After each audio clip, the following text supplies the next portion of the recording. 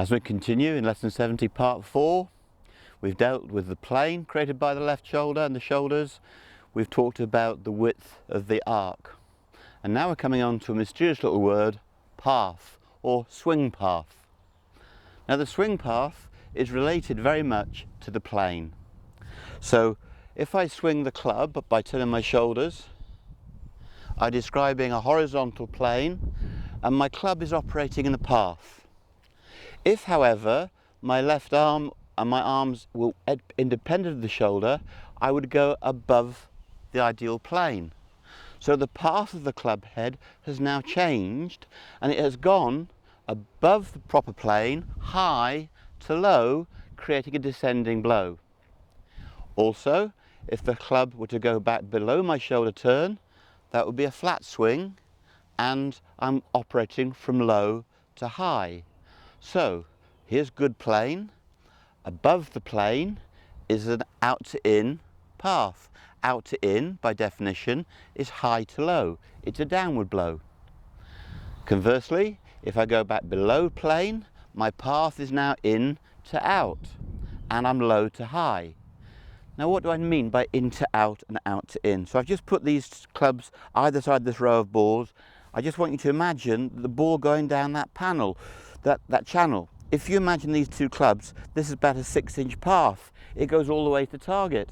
I want that golf ball to stay in that path for as long as it can. Okay, so that's the strongest shot. Now you can see that if I make my best plane, my path is good.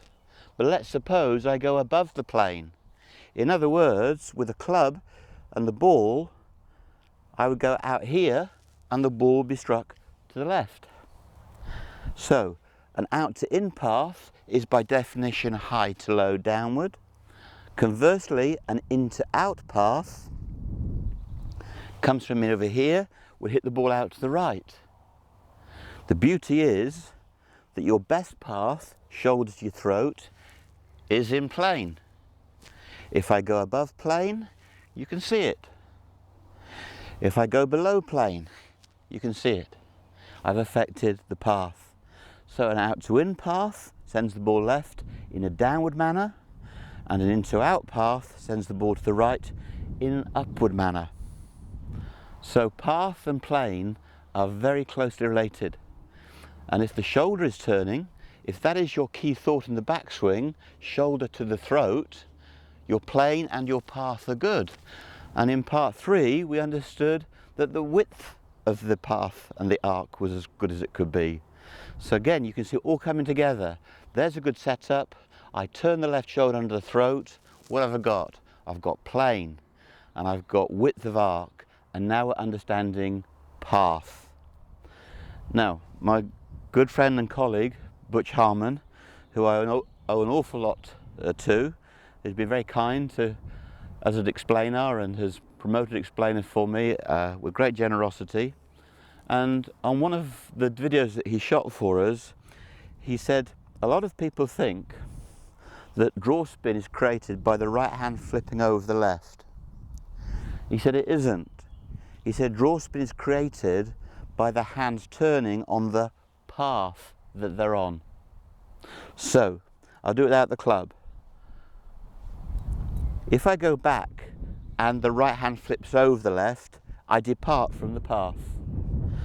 But if I turn the shoulder and my palms rotate down the path, you can say I'm going towards the target. Okay, so we know what a perfect path is there. Out to in, high to low goes that way. In to out, low to high goes that way. So already there's 15 benefits we know, and we just talked about the first 3. The shoulder rotation gives you your plane, it gives you the widest arc that you possess, and those 2 things are related to controlling the path.